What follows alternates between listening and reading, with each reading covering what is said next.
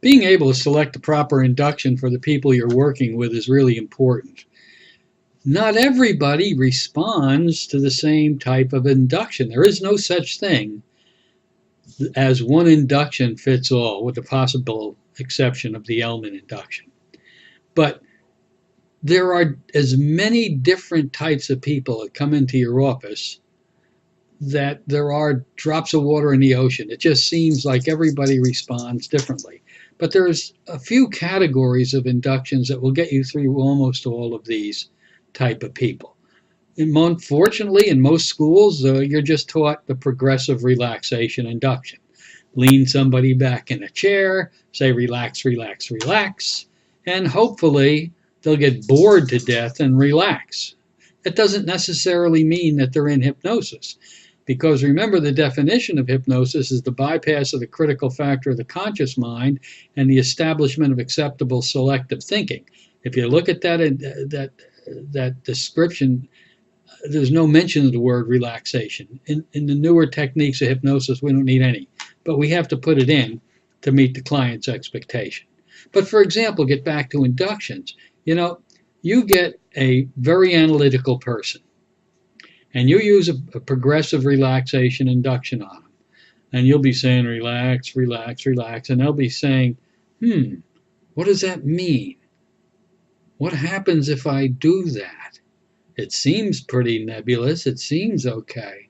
All right, I'll do it. And by the time they've thought that through, you're 4 or 5 suggestions into the future, and they're never going to catch up. So these people will not go into hypnosis. They'll be a member of the people, of that myriad of people out there who say, I tried hypnosis, but it didn't work for me. Times a day are a factor. Not only people, analytical people might need a rapid, instant, or a shock induction to get into their subconscious mind. Time of day. The general rule is the longer the day goes, the shorter the induction becomes, because the more tired people become as the day goes on, and just to relax them is just going to put them to sleep. And the last thing you want to hear from your client is, what are you going to do?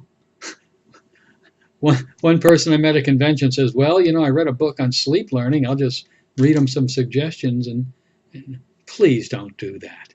So if you know what induction to pick for the particular type of client, you're going to get everybody into hypnosis. You're not going to worry about it.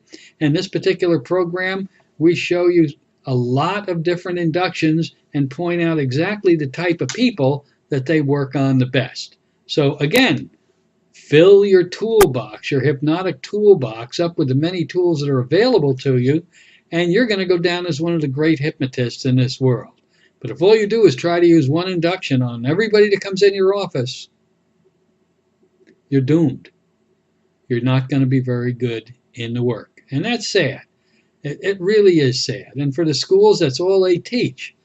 For the schools that's all they teach, I wish it would be different, but it is what it is.